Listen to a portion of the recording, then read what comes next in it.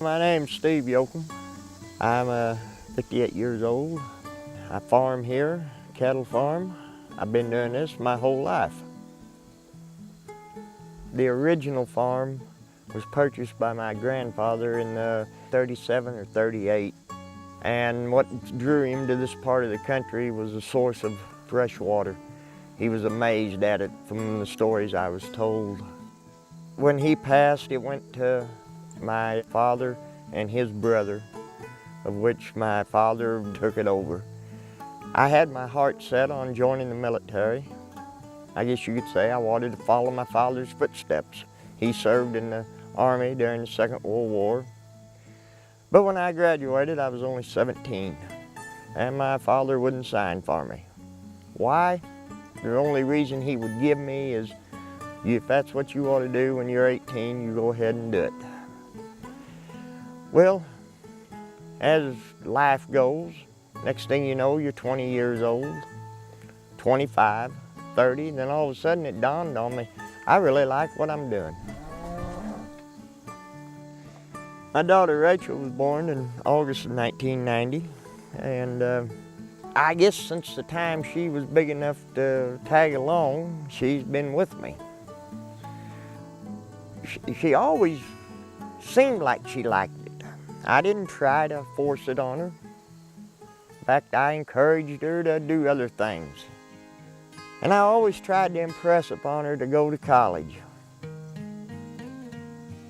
I'll never forget the day she left. If it had been up to me, I didn't want to see her go, because she and I were partners. I was at a loss there for a few days when she left. I didn't want to go to college. I didn't want to leave. I wanted to stay here, but I did go. I went to Missouri State in Springfield and got my bachelor's in agricultural business, and then went on to get my master's from Missouri State as well in natural and applied sciences. I'm married to my husband Joe. We've been married a little over 2 years now, and we have one daughter named Cora, who's a little over 3 months old.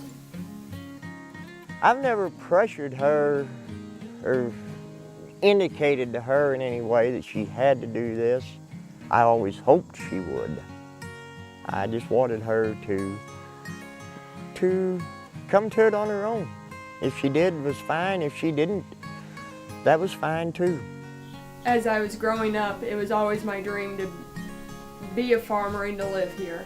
I just knew it was something I wanted to do. I loved the cattle, loved the calves, loved being outside, loved everything about it. And it never really changed as I got older.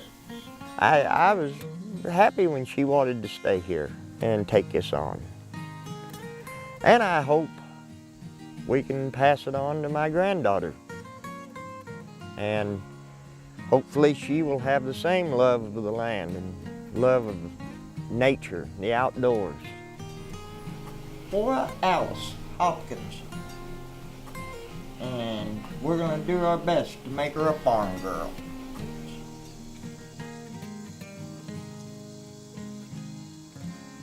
Ozark Regional Land Trust helped me purchase this piece of property next to me here. The only access to that property was through the middle of my current farm. Had I not been able to purchase that, it could have been bought by one of our local canoe rentals, possibly. Made a big campground, in which case, on holiday weekends or any given weekend, there could have been hundreds of cars coming through here. And it would have been a big loss in the overall operation had I not been able to purchase that property. And the only reason I was able to purchase it was Ozark Regional Land Trust. They stepped in and we were able to get it bought. I think Ozark Regional Land Trust, I think the Conservation Department, I think both of them are doing good jobs. They're out there actively trying to help the landowners. But I do believe that given the opportunity, given the tools, and given a little bit of help, the American farmer will make the right choice to preserve our resources. Because there is no one more passionate about the ground that he owns than the American farmer.